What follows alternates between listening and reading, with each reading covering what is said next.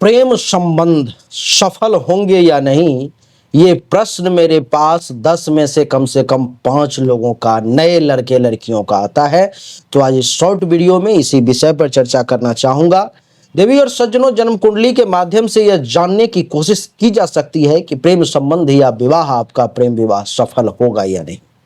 इसके लिए कुछ योग हैं जो मैं आपको 5 पॉइंट में फटाफट बता देता हूं। पहला, पंचम भाव, जो प्रेम संबंध का भाव माना जाता है। पंचम भाव प्रेम, आकर्षण और रोमांस का कारक होता है।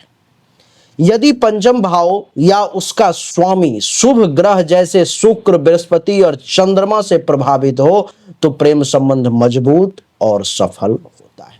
अगर इस भाव पर में शनि, राहु, केतु अथवा कोई पापक ग्रह, मारक ग्रह की दृष्टि पड़ जाती है या उसमें आके बैठ जाता है तो रिश्तों में अड़चने आती है, धोखा और गलतफहमी पैदा होती है।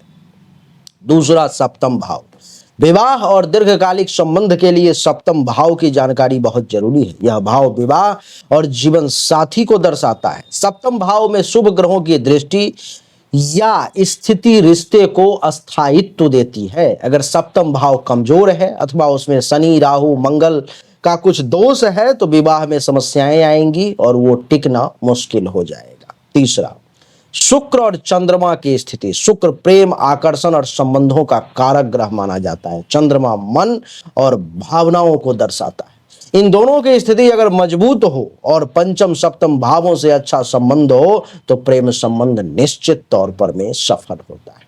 चौथा, गुण मिलान, कुंडली मिलान जिसको कहते हैं। यदि दोनों व्यक्तियों की कुंडली में 18 से अधिक गुण मिलते हैं तो ये समझ लें कि यह विवाह अनुकूल है। नारी दोष, मंगल दोष और भकूट दोष आदि को जानना भी बहुत जरूरी है जन्म कुंडली मिलान के अंतर्गत। पांचवा, दशा और गोचर।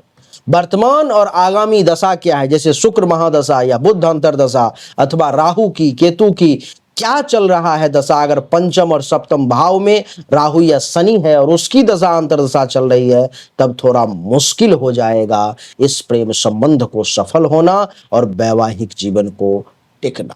तो देवी और सज्जनों, यही शॉर्ट वीडियो में हमने बताने का प्रयास किया। अगर आप भी जानना चाहते हो कि आपका प्रेम संबंध और वैवाहिक जीवन सफल रहेगा, सही चलेगा या नहीं, तो सामने दिए गए नंबर पर में जन्म तारीख, जन्म समय, जन्म स्थान, दोनों हाथ के हथेली का फोटो भेजें। जो शुल्क है जमा करें, जानकारी प्राप्त करें। अच्छा लगा तो लाइक करें, शेयर करें, चैनल को सब्सक्राइब करके इसके बेल आइकन के बटन को दबा दें। राधे राधे, राम राम।